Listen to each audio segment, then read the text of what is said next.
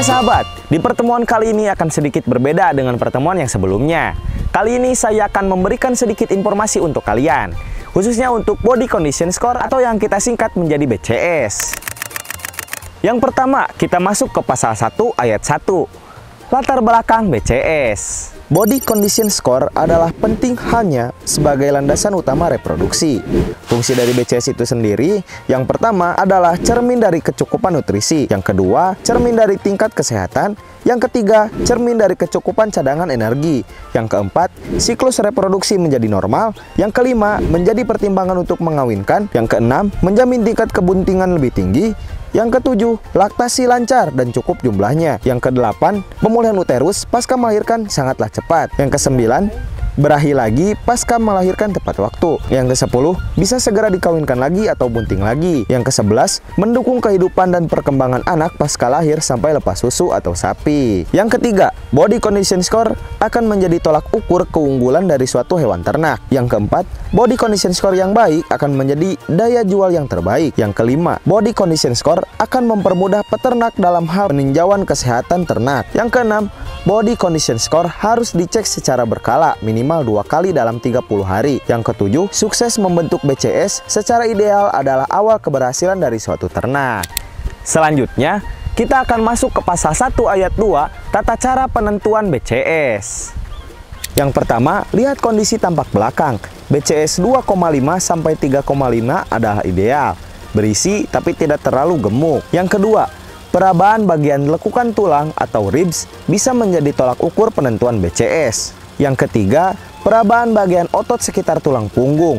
Pastikan penggumpalan otot, daging, dan lemak. Yang keempat, perabaan di beberapa bagian tubuh harus terisi atau tidak kurus, seperti tail head, hook bone, pin bone, backbone, dan brisket. Nah, sekarang kita masuk ke pasal 1 ayat 3, yaitu evaluasi penentuan BCS. Yang pertama, bila Body Condition Score kurang dari 2,5, maka jatah pakan harus ditambah 5-10%.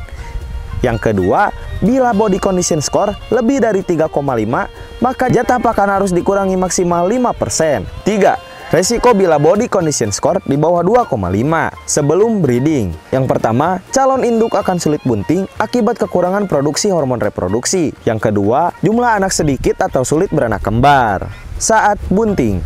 Yang pertama, kematian embrio dini, early embryo death atau EED. Yang kedua, resiko abortus atau keguguran.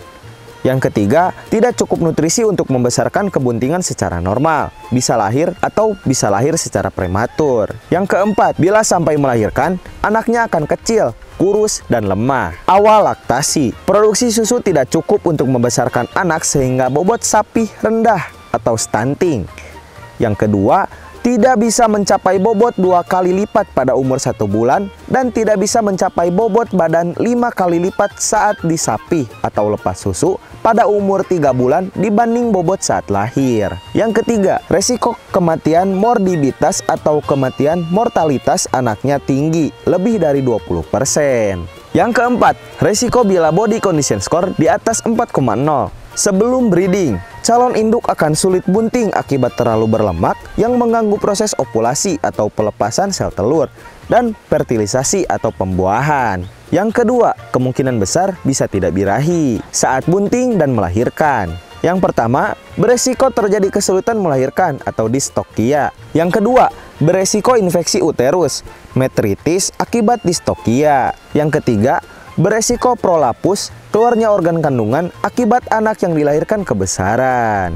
Nah, yang terakhir dari pasal 1 ayat 4 adalah evaluasi kesimpulan dari BCS. Yang pertama, faktor-faktor yang berpengaruh pada kebuntingan. Antara lain, manajemen 50%, nutrisi 30%, bibit 10%, kandang 10%.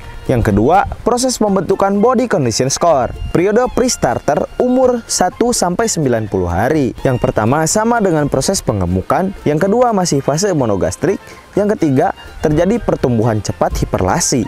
Yang keempat, pada umur 90 hari, target bobot badannya 5 kali dibanding bobot lahir. Periode starter umur 91 hari sampai 180 hari. Yang pertama, terjadi pertumbuhan dan perkembangan hipertrofi. Yang kedua, jatah pakannya ad libitum.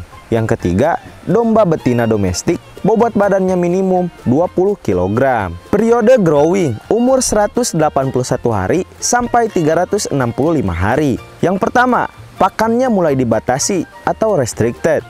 Yang kedua, patokan jatah pakan mengikuti jatah pakan terakhir pada fase starter. Dilarang menurunkan jatah pakan. Yang ketiga, terjadi pertumbuhan sedikit dan perkembangannya banyak. Yang keempat, mulai dikendalikan bobot badannya agar BCS-nya 2,5 sampai 3,5, tidak kurus dan tidak gemuk. Periode bunting muda, umur lebih dari 1 tahun. Yang pertama, domba domestik bobot badannya minimum 30 kg. Yang kedua, sudah dewasa tumbuh, ambingnya sudah terbentuk normal. Yang ketiga, BCS 2,5 sampai 3,5. Yang keempat, umur kebuntingannya 1-4 bulan. Yang kelima, spesifikasi pakannya. Yang pertama, pakan komplit TMR mentah fermentasi. Yang kedua, kadar protein kasar minimal 11%.